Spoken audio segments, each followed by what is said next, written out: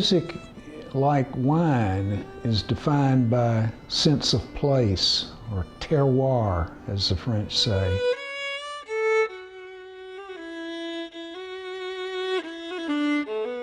It's music of the people, if you want to put it that way, but it's music that's passed on from person to person. I would talk about vernacular. I would talk about the music that survives in communities, that arises from communities' attempt to create meaning for themselves within those communities.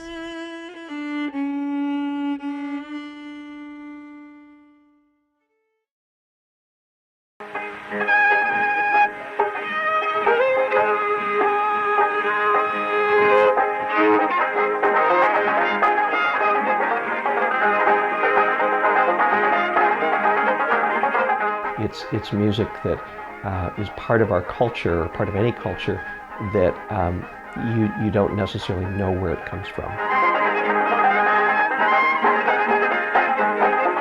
And it's not about performance, right? So when I think about like old folk music, the originators way back, and I'm not a historian by any stretch, but like the Woody Guthries, and they weren't interested in performing, right? It was about bringing people together and writing songs that people could relate to.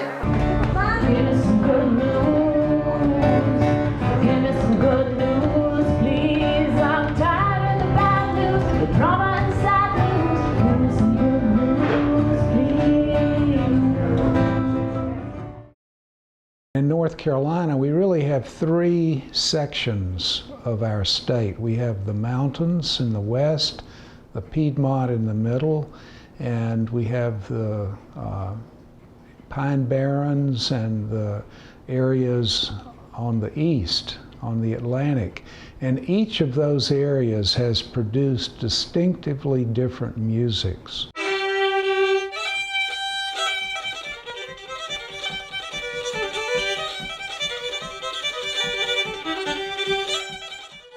In the South, we have deep history in both black and white folk music, the blues and spirituals with roots in Africa, the ballad and country music with roots in the British Isles, and those are the two great rivers of folk music that we draw on when we talk about that tradition.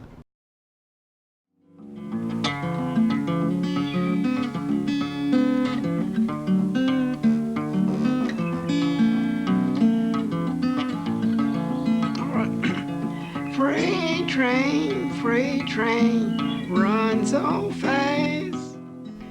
The way the blues was structured in the Southeast was always very much this conversation between the music, the instrument, and the singer.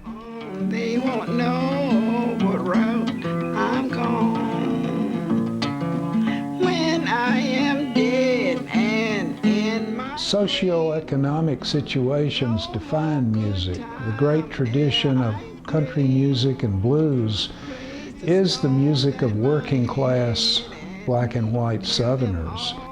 Music that arises in community is always speaking to experience. And when music within a given community speaks to experience, then it speaks to all the dimensions of that experience that are most germane to that community. Transformations wrought by mechanization, industrialization, transformations wrought by class shifts, transformations wrought by engagement with outside communities, all of these transformations find themselves a part of the music.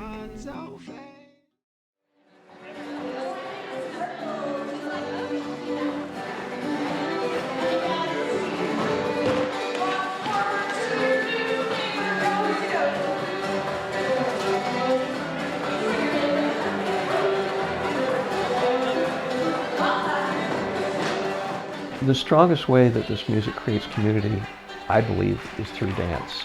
And that was the traditional venue for much of the music. You know, when you talk to elder musicians and you say, where did you play? And what you get is stories of dances. It comes from community and it creates community. And you can't, you're not going to have a square dance by yourself. it by the nature of the thing, involves interaction with other people, and that does create community.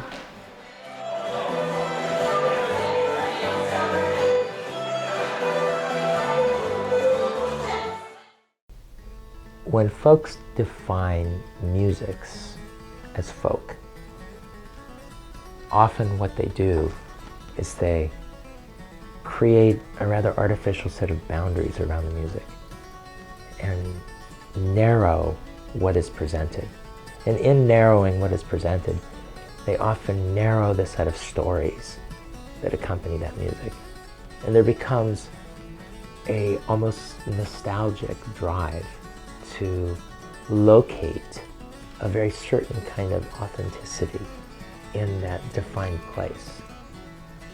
And when you locate that authenticity, which becomes your creation rather than a reality, what you do is you often, I think we lose perspective sometimes. We lose perspective of the fuller stories. We convince ourselves that that one story somehow captures the fullness